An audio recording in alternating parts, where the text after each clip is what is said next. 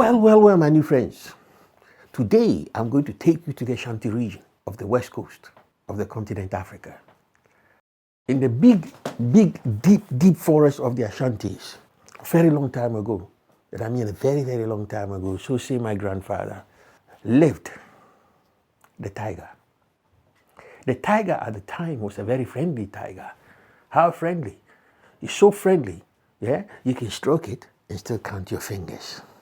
Because at the time, the tiger ate nothing, and I mean nothing but round boiled eggs, and it has to be free range. One day, whilst the tiger was going out roaming and looking for both fresh and rotten free range eggs, the tiger heard a strange noise. Help!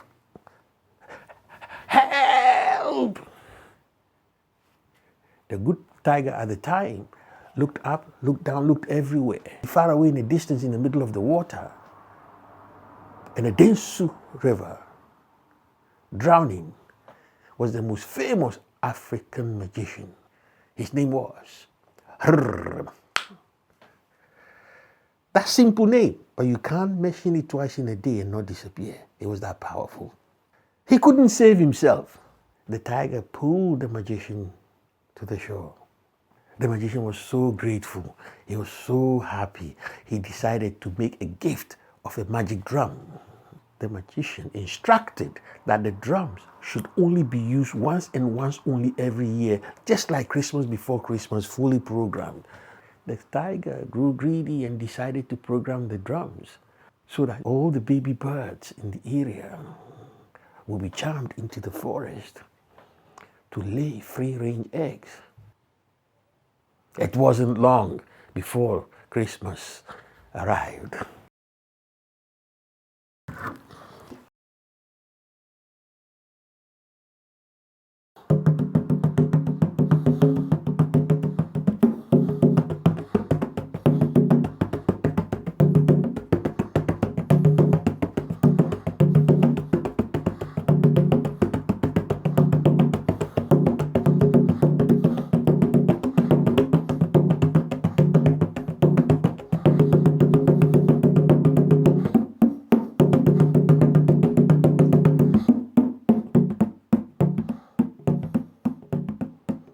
And when you couldn't hear the drums anymore, it means all the baby birds disappeared and the tiger is keeping an eye on them.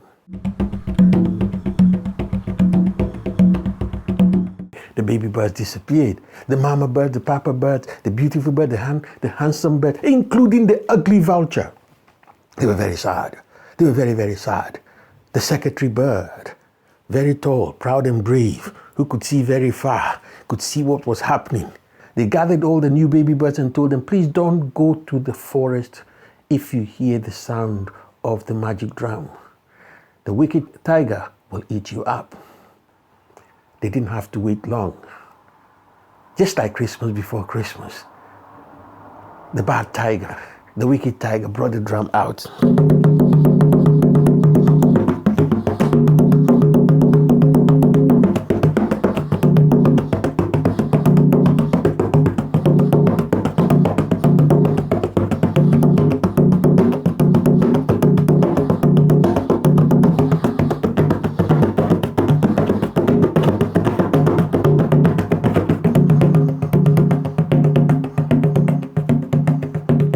The tiger would pile the eggs, boil them, and for the whole day you'll be hearing aham, aham, aham, aham, aham. This kept happening until one day a tall, handsome, beautiful, strange-looking stranger walked into the village. Nobody could work out whether the stranger was a man or a woman.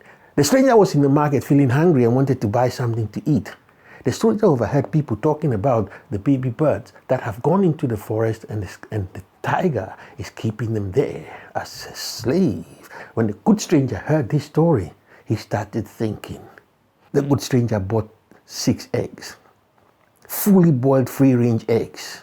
He put them all in his pocket and he was told that if he could go close to the old river, look to the left, behind the mango tree, follow that path, it goes straight to where the wicked tiger and all the baby birds reside.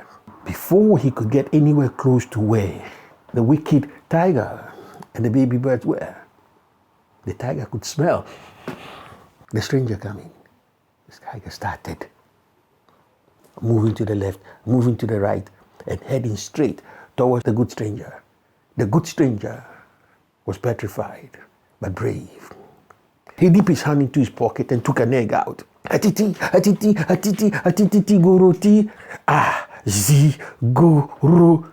Before the tiger could pounce, the stranger threw the eggs up into the air. The drums was in the left. The good stranger was pursuing the drums, and the tiger was chasing the fresh eggs. And he came back, took another egg. Atiti, atiti, atiti, goroti, goro. Again, he threw it up into the air. The good stranger was trying very hard to pick up the drum and run, but he didn't succeed. This kept happening until there was only one single egg left. Yes, my new friends, there was only one single egg left. The good stranger knew he was in trouble. So he decided to come up with a story. Hey! The stranger said to the tiger, Tiger, did you know that you've got beautiful paws? Me? Beautiful paws? How? He said, yes, you have. If only you, tiger, can tie your paws together, I can turn them into a yellow bunch of flowers and you'll be delighted. How? That's impossible. Well, I don't mind tying you up if you cannot tie yourself, but I'm scared you might eat me up. So I can do that another time later. No, I want to see that yellow bunch of flowers, so don't worry. What do I do? What do I do? The tiger was not thinking properly. The good stranger, even though he knew his trick might work, he was very cautious. You have to lie down there and follow my instructions. Put all your feet up, shut your nose and close your eyes. Then maybe I will consider tying you up. Say, oh, that's easy, said the tiger. That's very easy. I can do that. The good stranger was very patient. The tiger rushed forward, put all its feet up. The tiger was tied up with a big, thick, strong rope. You see the stripes you see on the tiger?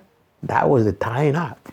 My good friends, it was only when the good stranger felt it was safe that he rushed forward, picked up the magic drum, put the tiger on one shoulder and the drum on the other, and started walking, tall and brave, heading straight back into the village with all the baby birds following.